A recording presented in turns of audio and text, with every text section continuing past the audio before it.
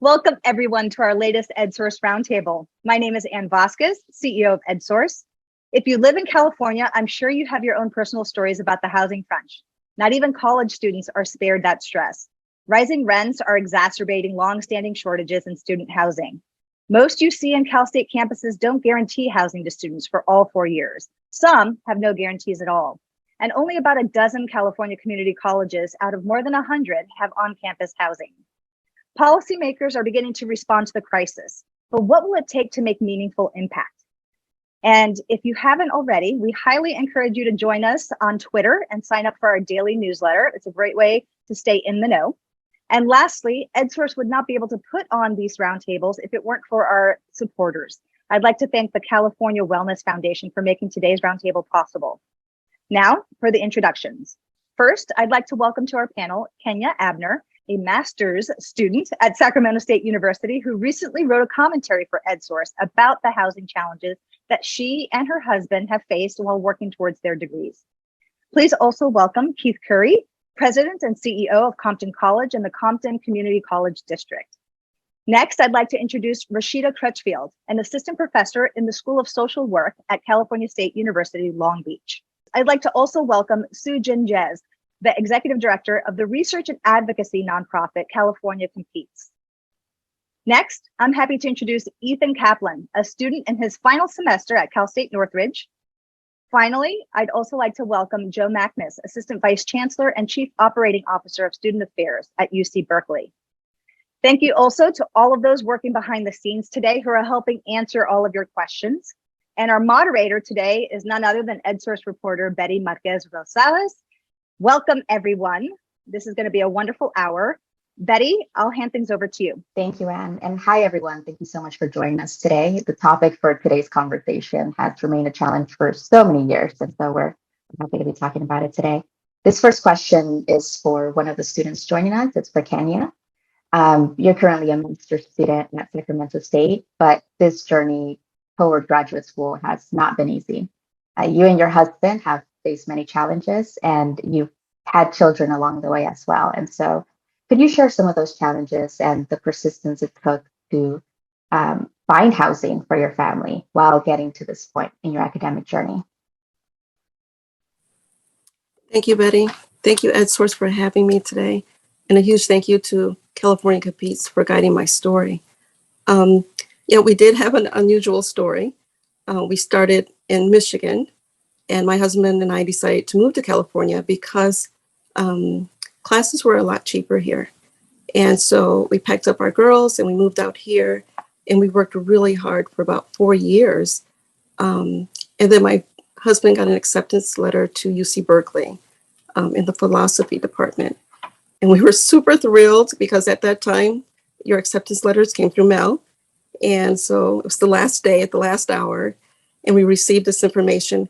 And then at the bottom of the acceptance letter, there was a little blurb that says, oh yeah, you should have been on the waiting list for housing 2 years prior. And so that's when the realness sank in of what we were supposed to do, because living in Sacramento and commuting to Berkeley was not an option. We would have to have 2 full-time jobs and a way for him to be away from the family. And so my husband, who decided that, we weren't going to give up, decided to go to UC Berkeley, and he waited on campus at the housing director's door until the very last moment when the housing director exited, and he said, if there's anything that you have, we'll take it. And he said, look, I have one place that's opening up. And we took it.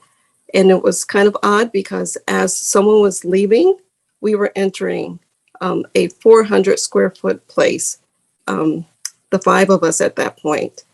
And if it weren't for housing at that point, the trajectory of our journey would have just changed.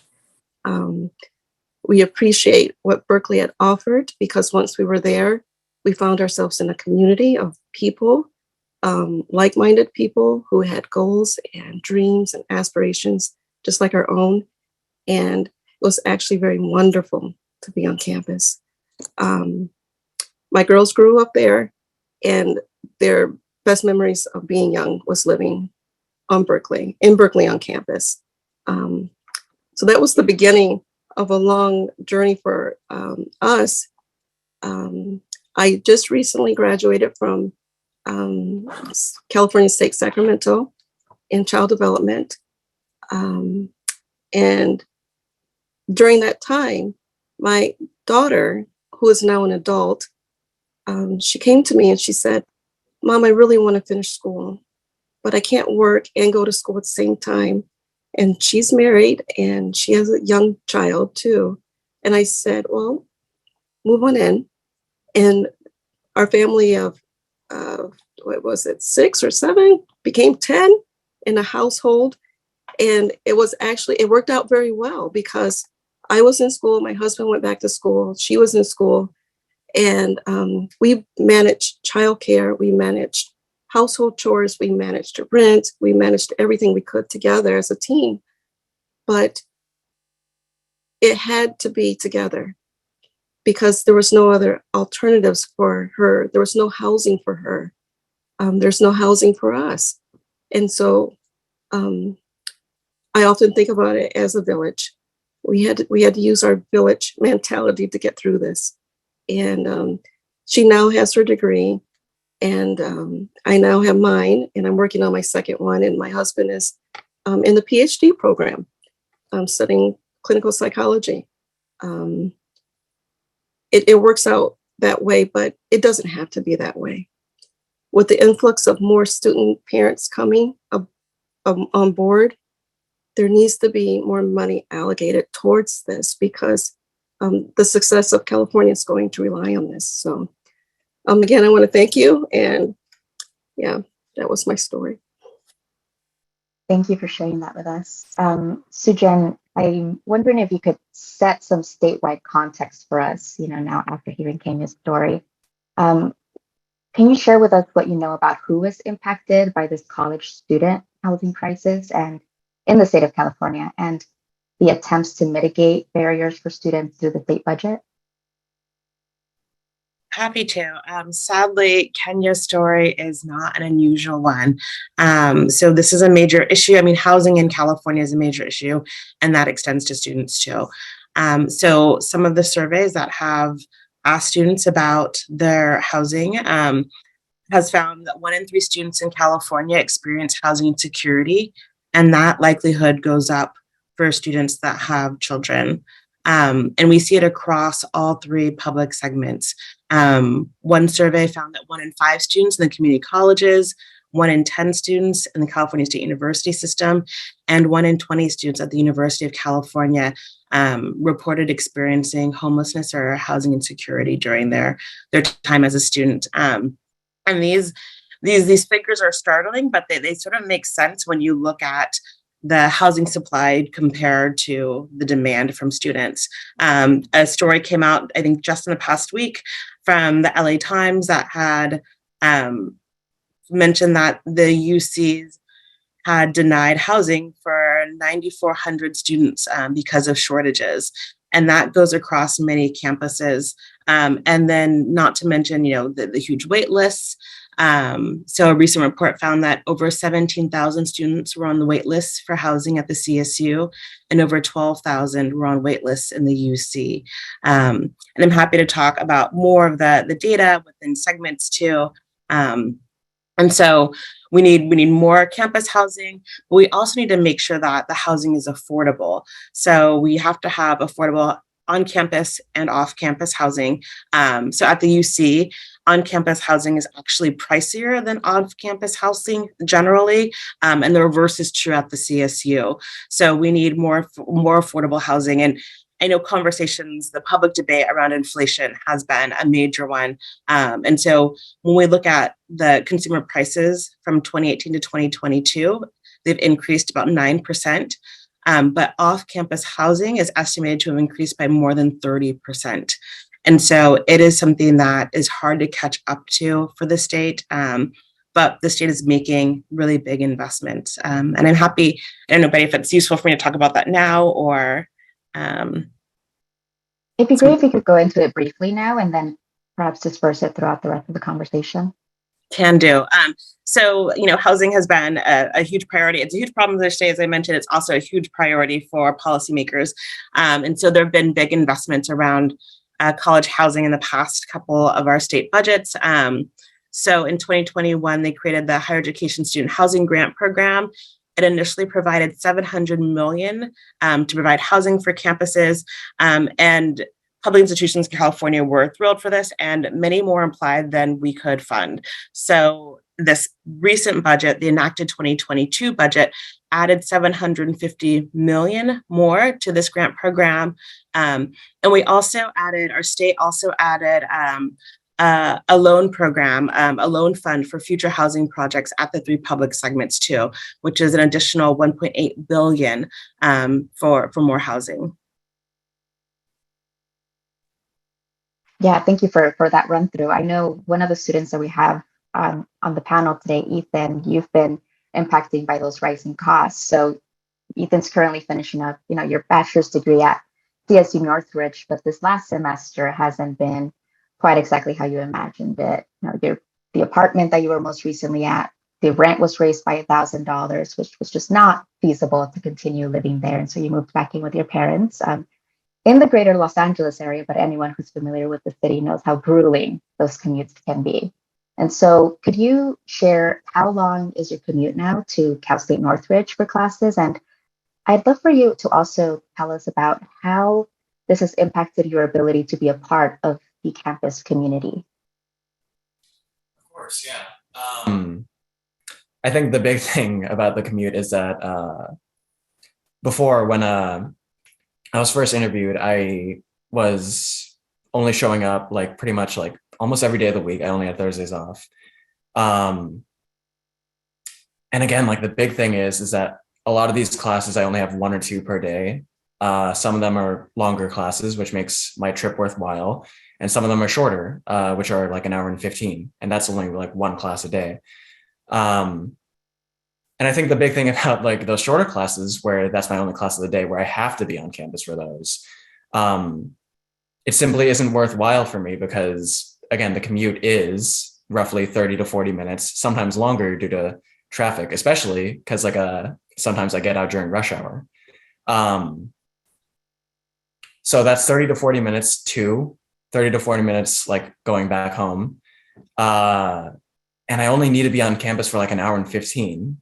It's I'm there for less time than I am coming and going. So it's just, it does make it, it does kind of make it difficult, especially from a mindset perspective, you want to go into these classes with the best mindset possible in order to succeed, in order to get the most out of it that you can. But,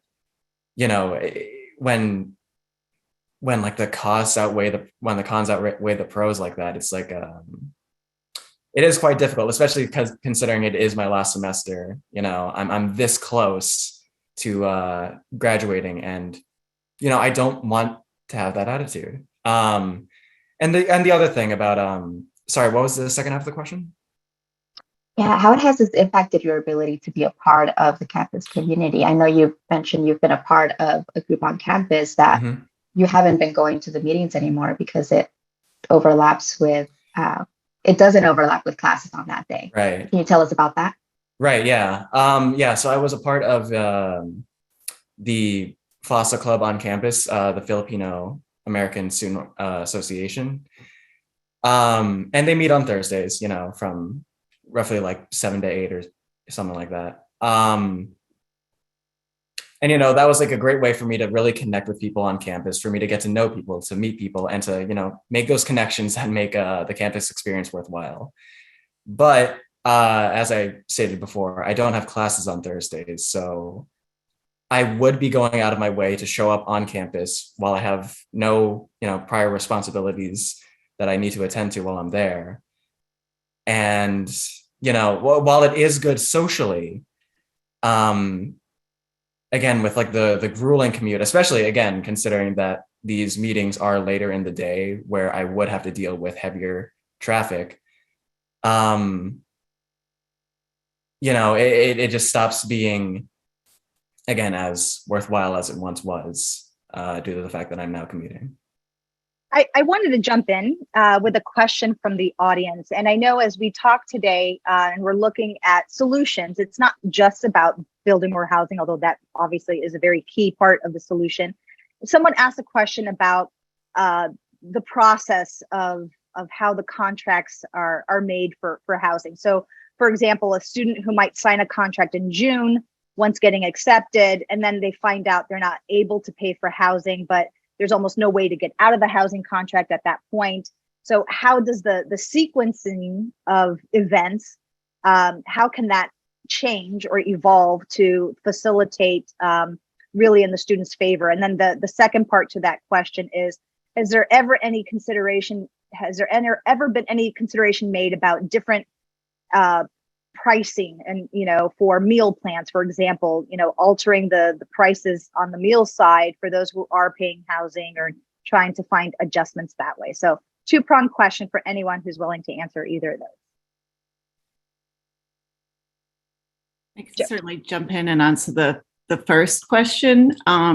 So here at UC Berkeley, especially because we are so constrained and we have such a high demand for housing, we've actually, since COVID, become a lot more flexible with our allowing students to get out of their housing contracts. So pretty much all summer, we allowed our students to get out of housing contracts. I think when we think about COVID, there's a lot of negative things about COVID, and then there were just a few silver linings.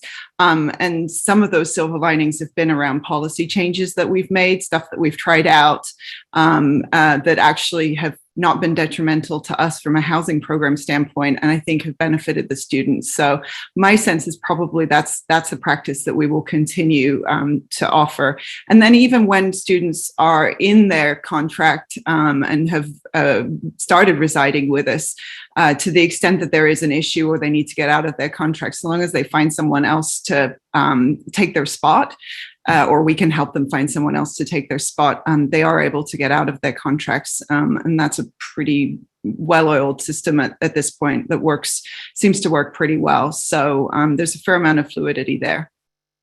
That's great. One silver lining, right, to the pandemic. Anyone else want to jump in? The other half of that question was, or separate question was about meal plans, and if there's any flexibility on maybe curbing some of the costs in some other areas in order to make housing more affordable for students. I want to tread lightly on speaking for my resident Res Life folks, but I'll say that it really depends on the institution. There are some institutions with certain standards around how meal plans are set out, and there are others that have tiered meal systems.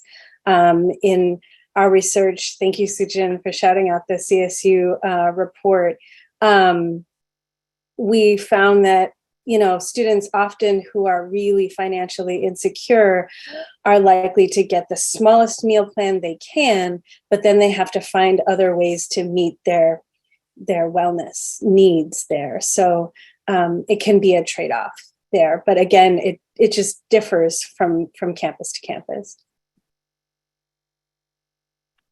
Rashida, could you actually speak a bit more on that research that you've done across the CSU system? You've done a lot of research into basic needs, and that includes housing. So what have you learned from that, and what are some of the solutions that you think could truly make a difference across the state, whether within or outside of the CSU system?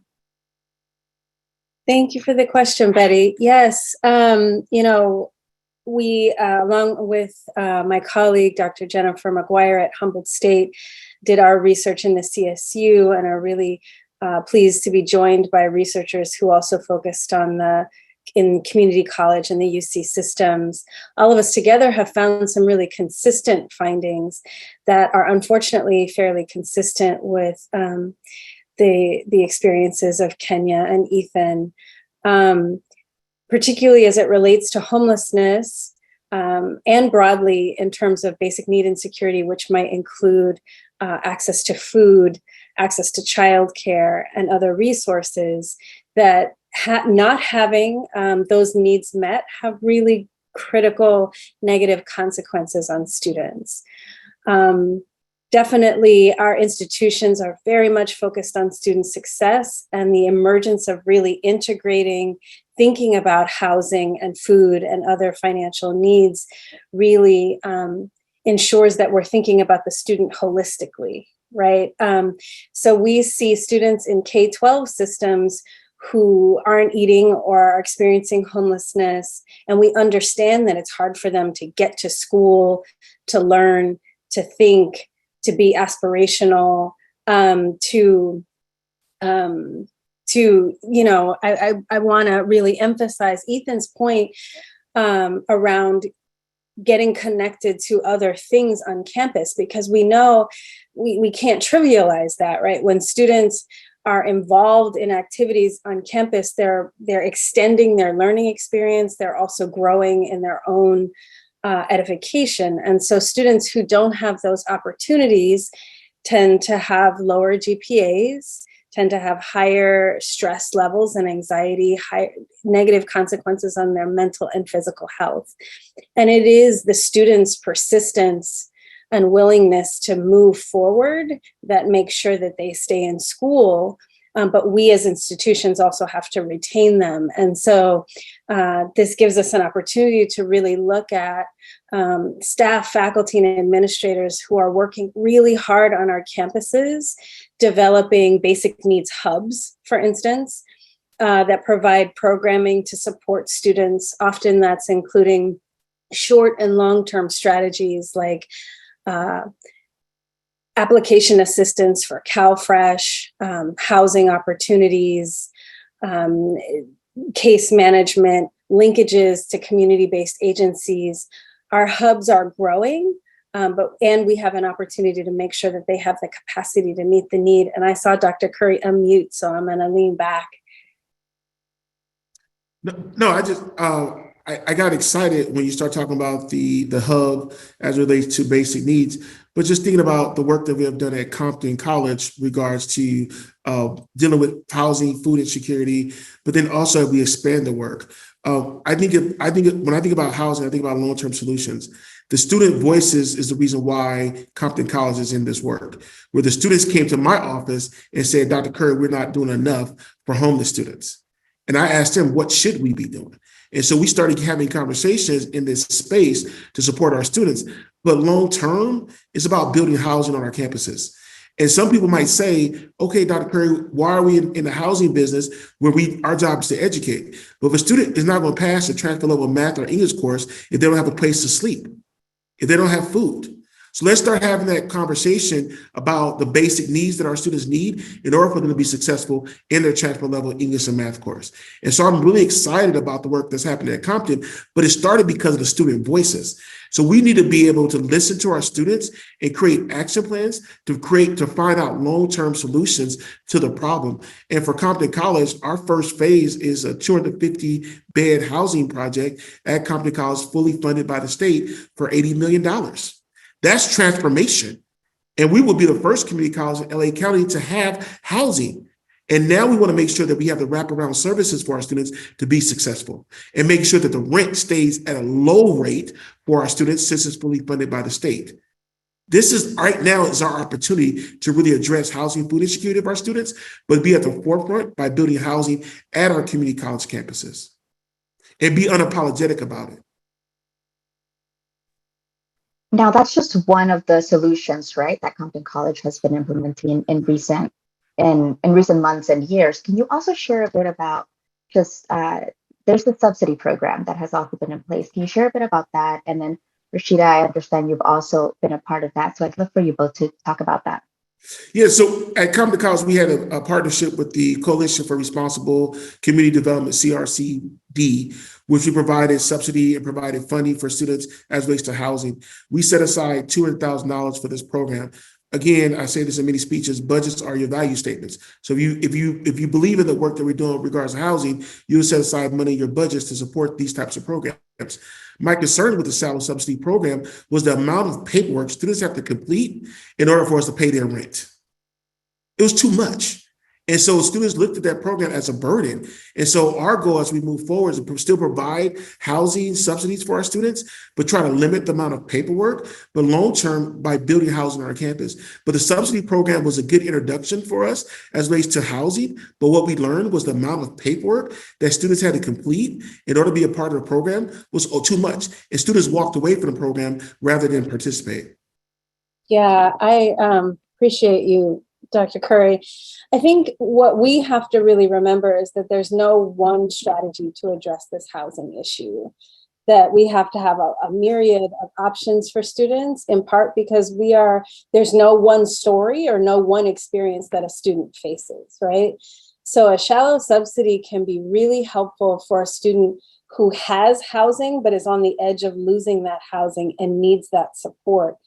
For a student who might have just short of financial resources, just the subsidy in and of itself is not going to help, because along with the paperwork obstacles, which are real, there's also then finding someone who's going to take that subsidy. And so it is also that relationship building within the entire ecosystem of higher ed that is internal and external, right? So the subsidy support, along with those resources that Dr. Curry talked about that help ensure that students find housing, is key. And then you have to have other options, because for a student who's experiencing chronic homelessness, you have to have a much larger response. So one of the ways that the state of California has financially invested in addressing homelessness is college-focused rapid rehousing. And that response is very different than the public rapid rehousing model, in that in higher ed, we can be very creative. So a lot of our community-based agencies sometimes can be limited to the restrictions of HUD, which is part of the reason why we have all this paperwork for people trying to get connected to housing. So rapid rehousing is a partnership between a campus and a community-based agency. And for many of institutions in Southern California, they're working with Hoveness Inc. And Hoveness is building relationships with landowners and property owners, and also themselves have property. And so we can identify our students on campus, refer them to our community-based agency that has that real capacity and ability to get the students into housing that is highly subsidized. There has to be a multi-pronged approach to all of this. Sorry, go ahead. And just to add to the multi-pronged approach, is to always continue to keep the conversations going. Even though Compton College received $80 million, we're in conversations now with California State University Dominguez Hills about potential new housing projects that could be integrated between our two organizations. And that's because we keep the conversations going. And so it's important that we look for partners. We continue to talk about housing and continue to look for solutions. But keeping the conversation going with our external partners is very important. And Dr. Curry, jumping off that point, and perhaps Sujin, you can also jump in here. There's a question from the audience about those partnerships and what role, philanthropic organizations and community partners can play in being part of the solution. I want to kind of take it a little further, since we've been talking about it.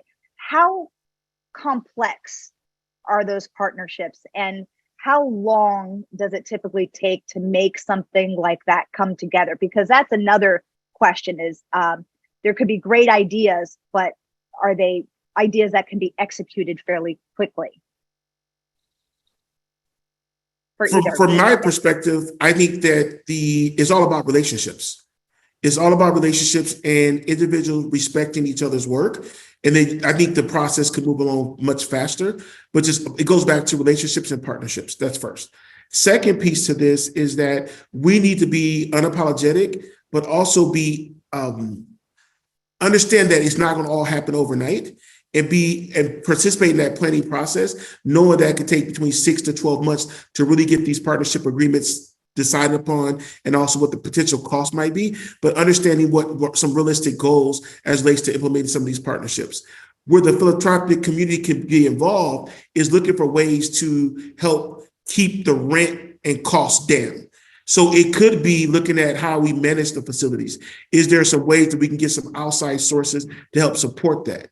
Looking at how we can be able to provide additional support as relates to food. At Compton College, we have a partnership with EveryTable. Every single student that's on our campus gets a free meal every single day, because EveryTable was able to keep their costs down, where we're able to provide that support for our students.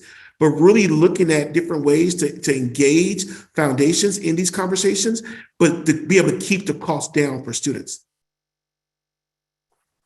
And I wanted to flag something that President Curry mentioned, this partnership that they're building between Compton College and CSU Dominguez Hills. This sort of intersegmental housing is really, really important for students in California, particularly community college students. I worry a little bit that with the funding going to community colleges, we might have empty beds because community college students will see themselves going to that college for at most 2 years. And it's a lot to uproot your life to move into housing, even if you have sort of, even if you're housing insecure, if you have children, to now find childcare near your home, which is going to be this campus housing, and you're planning to transfer perhaps, or at least to complete your credential, then you'll have to move out of the housing. So I think thinking about how do we allow students to live in one place through their academic career, and perhaps it can spur sort of students' abilities to transfer more effectively, to have a better connection to both institutions, a community college and the four-year. And there's great research that's coming out, really great research around the importance of cross-class friendships. And that for lower income students being more impactful than their socioeconomic class, their parents' educational level, the structures around them. And so if we could do that in higher ed with this, I think it just makes sense logistically for the realities of students, and if we want students to move into community college housing. But I think it's also good for the educational trajectories. But then to your point, Anne, this requires really deep partnerships. President Curry says relationships. And I feel like he has to deal with that because we don't have a way to coordinate intersegmentally very well in California. So it really is upon leaders who can build relationships like President Curry. But what if you don't have presidents like President Curry at every institution? And that's really tough. And so if we could not have to depend on philanthropy or community-based organizations, but really have the state step in to spur coordination and sort of make this as seamless as possible for institutions to be able to connect and build housing. And they put this in the grant program, is that housing that had intersegmental components were to be prioritized. My understanding, there was only one project submitted with that in mind. I think that just gets to how hard and daunting it is.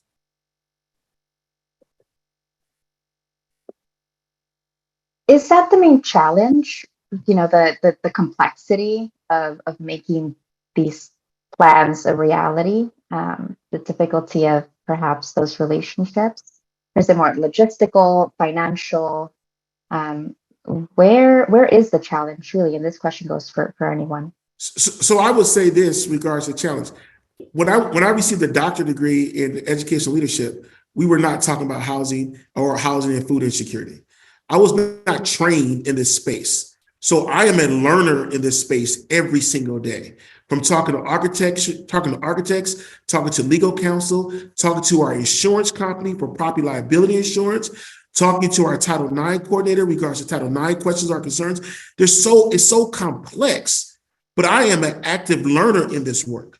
And so what I think is important as we think about housing and where we move forward with is that even as college presidents, we are learning. So providing spaces for us to learn and be okay saying we don't know, but we're here to learn, I think is important because this is new for a lot of people. And for me, every single day, I learn something new from our employees. And also some of my staff was on a call, but Linda Owens-Jackson, who's our director, our chief facilities officer, she was not involved in the housing space. She's involved in the housing space because this is the area we're going to, but she was involved with construction on our campus and dealing with DSA, Division of State Architects, for our palace buildings. Now we're in conversations about housing. That's a whole new conversation for our chief facilities officer. So making sure that we provide professional development for all levels of our organizations, regards to housing, is critical because this is all new. Yeah, I'm going to jump in and say, this issue has always been complex. And if you're paying attention to what's going on in public homelessness outside of higher education, you'll see that folks have been trying to address this issue in many ways for a long time. So this is a complex issue. Higher education in general, as it has wrapped itself around change, tends to move very slowly. But in the context of higher ed, this issue of addressing basic needs and housing in particular has happened relatively quickly.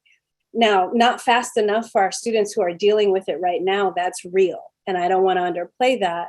But in terms of transformative change in higher education, it's happening so fast. And what I'll say is that people are doing really interesting and compelling work. We're learning from our community-based agencies, because I know we don't want to rely on them, Sujin, I hear you on that. And they have the expertise that we don't, but we do have more ability to be nimble in this space than they do. And so we're working to develop new programs, to build housing, but also even for institutions that have had housing for a long time, we have to reframe how we think about housing. Housing for a long time has been based on the assumption of a traditional age student who has resource. And now we have to rethink, even as we build housing, that it's not just about building housing, but it's about making sure that new housing is affordable for our lowest income students and for students who have children. Because we know that like Kenya, our population is outnumbered by students who are returning to school and are having to fund for themselves and their families their educational experience. And so we are learning very quickly, and we have to do that learning not just based on heart work, but also based on research and evaluation, because we can accidentally reinforce some of the inequalities that are embedded in public social services already. And we can choose not to do that by being very careful and attentive to who needs this support and how to best address these issues deliberately with an equity lens.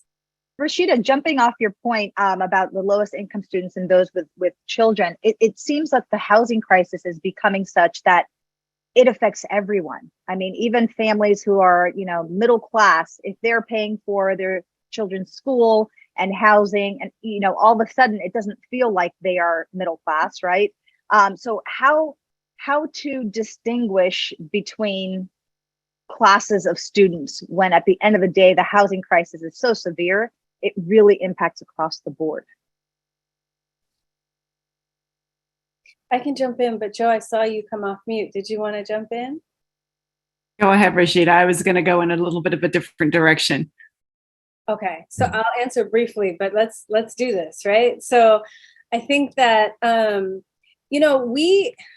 it's interesting. We have in education, we have lots of different strategies for connecting students to resources and tapping into resources. We have a lot of information about students to support them that we sometimes use to do that. And sometimes there are invitations or areas where we could grow, right? I think we want to be careful about making the mistake of saying we want equal opportunity. I think it's important to really think about equitable opportunity, that we really do have to understand that there are lots of people who are in need of housing, and we're going to have to find a lot of different ways to get there for our students based on a lot of different kinds of needs. And that there's no easy solution. There's no magic one that can make it work in one specific way. Yeah, and to add to that point, Rashida, what I wanted to share is linked to what you were saying, and then also to what Dr. Curry was saying as well. it is unique, specific solutions for different groups of students. And so one project that we're working on right now, it's called Anchor House. It's 770 beds for transfer students. This is a philanthropic project, so it's completely 100% donor funded, and it's unique in a number of different ways. We've really spent time thinking about exactly what a transfer student needs. We are bringing services to the transfer students. We have a whole 2 floors below the high rise of rooms that is dedicated to bringing transfer student specific services from campus to the housing location. And these are single bedroom, like mini units. They're not shared bedrooms. We heard loud and clear from our transfer students who are often a little, older, and they're not looking for a roommate. They're looking for some time, in their own room. And so we really have tailored this particular unit to A, addressing an unmet need for our transfer students, and B, really listening to them and making sure that it does serve them well. The other point that I was going to make, though, is there's no one size fits all solution, and it's relatively unique to get 100% donor funded housing project, at least within the UC system. And so there are a whole host of other ways that we're trying to build housing. We're engaging in public-private partnerships. And we are, obviously quite grateful to the state for helping us with our People's Park housing project. We're going to be getting $100 million from the from the state that funds that Sujan mentioned earlier. And then, the other thing I will also underscore from what Dr. Curry said is that it does take creativity and partnerships. And, one of the things that we have tried, and I think has been challenging for us, but we're continuing to work on it, is partnerships with other schools. So, we had a partnership with Mills which is just down Highway 13 in Oakland, where we were housing students for a little while. We were looking at a potential partnership with Sonoma State. And those can definitely help us. It helps us meet our enrollment increase mandate from the governor. If we can, house our students elsewhere, but have them enrolled at UC Berkeley. But it does create the kind of situation that Ethan mentioned earlier.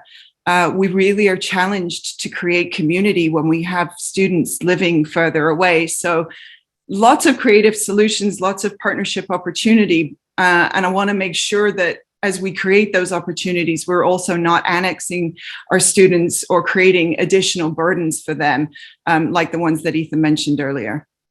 Thank you for bringing up the students as well, Joe. I think, this question really goes for both of them right now. How would, after listening to these potential solutions, right, that are happening across the different college systems in the state, do any of those stand out as potential solutions that would have alleviated your situations, right? Or how different would it have been if these had already been in place by the time that you, now essentially as you're going through school? And this goes for either Kenya or Ethan or both. I do want to say that these solutions do sound very helpful. Building that link between community colleges and potential campuses that students may go to would definitely be helpful. As somebody who has a lot of friends who went from community college and then transferred out. I will say though, as somebody who is in their final year, I do think that a lot of these responses are,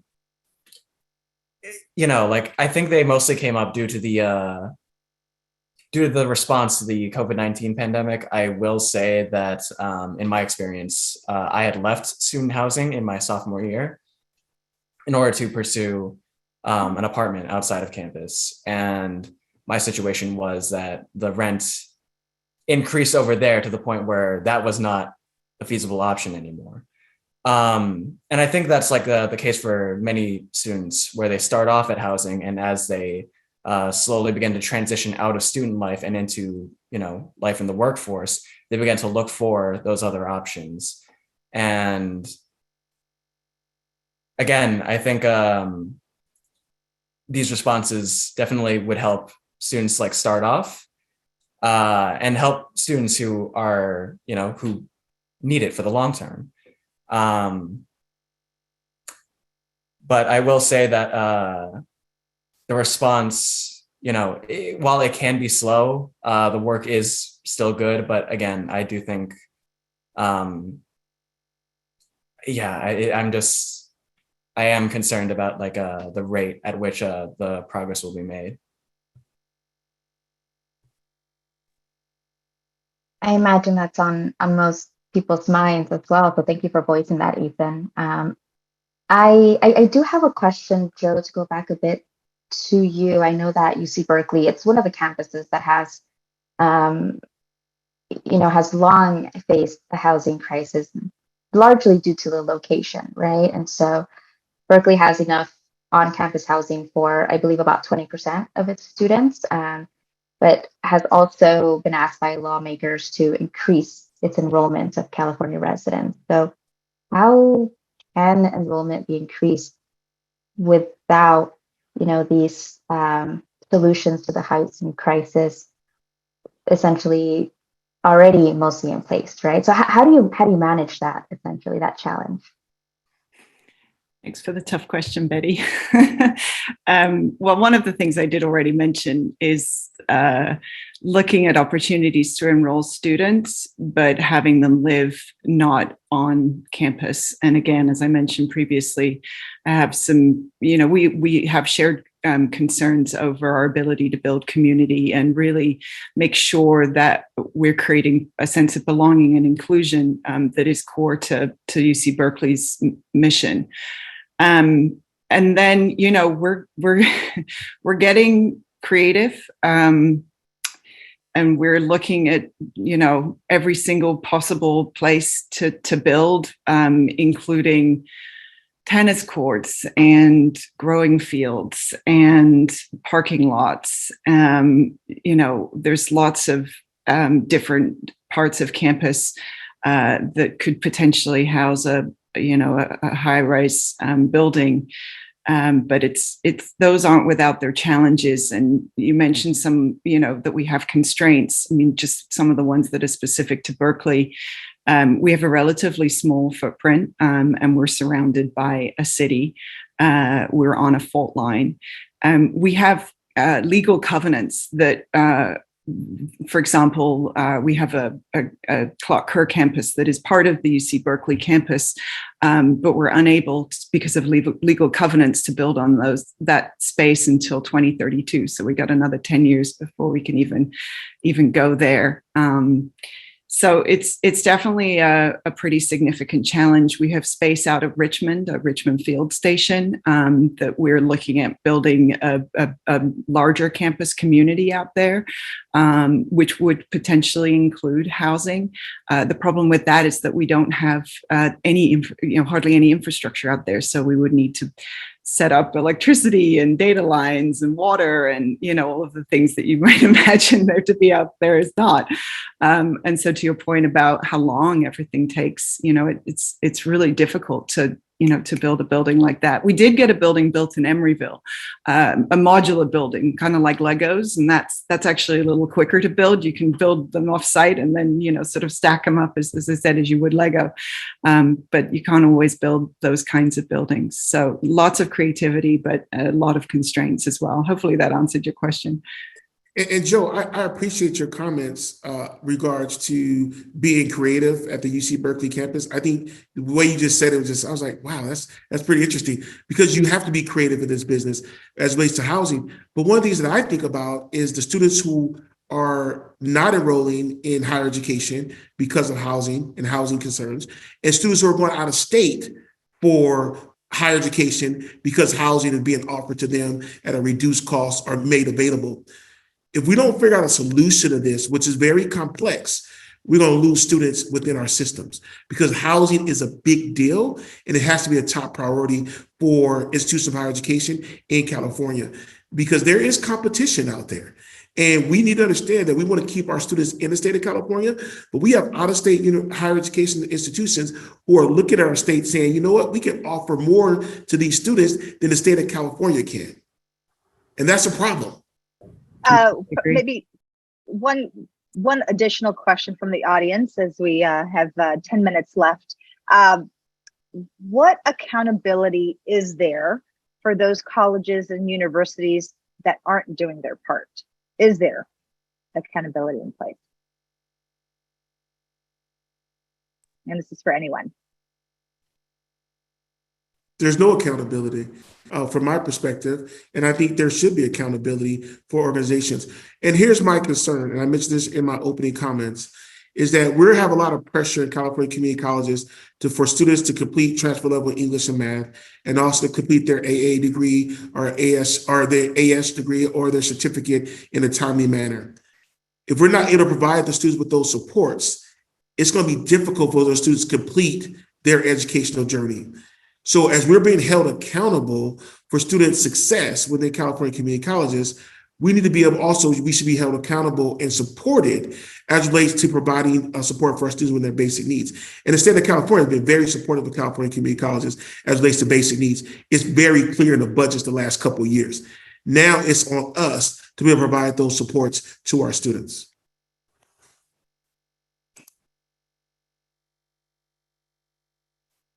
Does anyone else want to go ahead and jump in on that question? I'm trying to find a good link, which I will inevitably put in the chat. But I think I agree completely with Dr. Curry. And I also will add that our institutions also have to have guidance for how to implement all of this. In this learning process, we're getting more and more evidence to determine what are the best approaches to this. But there's a lot of us out here doing a lot of heart work, which is instinctively trying lots of different opportunities to support students. The more we manifest research and evaluation to support best practices, the more we can provide more modeling. And there was an intersegmental group of California community colleges, CSUs, and UCs who've developed a set of recommendations in addressing basic needs and is now looking to determine real steps for implementation. When I find that link, I'll definitely put it in the chat, but I think that's part of it too, is making sure that if the institutions are going to be held accountable, they have to be accountable to what? Like, what is it that we're manifesting for our students? And I think there, one of the things that so there's not a lot of consistency around housing guarantees, certainly across the UC system. UCLA has just come out and said, yep, we're going to guarantee 4 years worth of housing for undergrads, which is fabulous. Here at UC Berkeley, our goal, and we're not even there yet, is 2 years of guaranteed housing for undergrads, 1 year of guaranteed housing for transfer students, and 1 year of guaranteed housing for graduate students. I think, back to Dr. Curry's point about our remaining competitive and attractive to all students within California, one of the ways that we can hold ourselves accountable is to come out and make commitments, public commitments, to housing students for certain numbers of years. And I think that if we can all commit to those kinds of statements and figure out ways to execute against them, my sense is that that's one way that we can hold ourselves accountable. I have a question for Kenya. You're one of the students who, you and your family, you were attracted toward California, right? So to be able to complete your higher education studies, I'm wondering if you could share a bit about, if there was sheer persistence essentially that landed you that housing for you and your family. If that hadn't worked out, how would that have changed trajectory of your family, of your life, where would that have gone for you? Well, that's a sad question. Wow, especially being new to California, I don't know. I mean, I really don't know. He also was accepted to UCLA. And so our second option would have been to look into what their program would have provided. Again, it kind of took us for a loop momentarily. And I don't know where we would have been, because the next step, we would have been at Sacramento State University.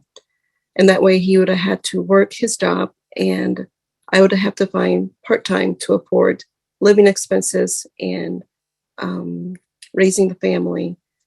Yeah, it just wouldn't have been what we worked for. And I think the totality of this whole situation is that we have many students who are working hard to go to a particular place for a particular reason, and to find out that they can't simply because there's no housing. It's unexcusable.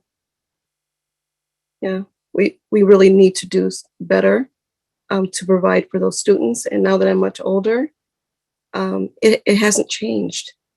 And I think that's the sad part. It's been 20 something years and we're still discussing the same problems.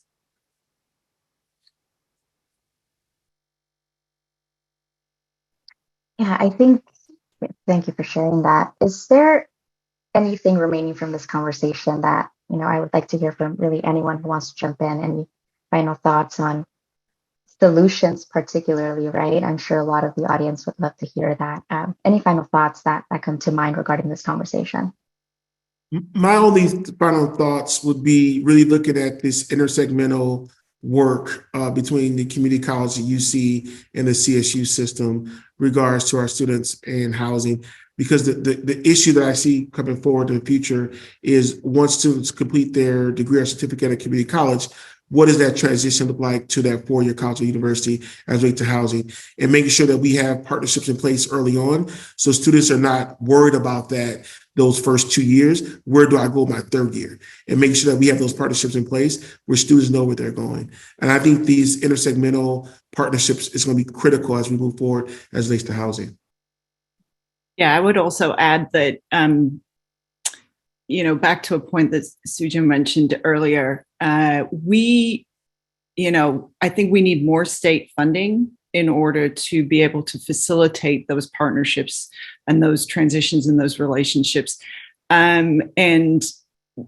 We were asked on relatively quick turnaround to develop proposals in that first tranche of funding that was offered us. And to Dr. Curry's point about time, I think, if we had a little bit more time to pre-develop those relationships, I think that you might see more collaborations between say, for example, the state schools and the UCs or the community colleges and other four-year colleges and universities. So there's definitely some opportunity there. And I think the opportunity could certainly be facilitated by some additional funding from the state, in addition to what we've received already, which is, again, very grateful for that. Yeah, for sure. And I think we have to remember that this is a family affair, that it isn't one institution or one even set of institutions that make this work. It isn't just about housing, but it's also about all the associated services and supports that students need once they're transitioning into housing. And that requires the full ecosystem. And it requires policy, it requires community-based agencies, and it requires our institutions to be working together in ways. And we're getting there. We're learning, we're growing, and we have some growing to do. Well, I would like to take a moment to thank all of our panelists for joining us today. I think it's been a very fruitful conversation. Thank you to the California Wellness Foundation, and I hope you all have a wonderful Thursday.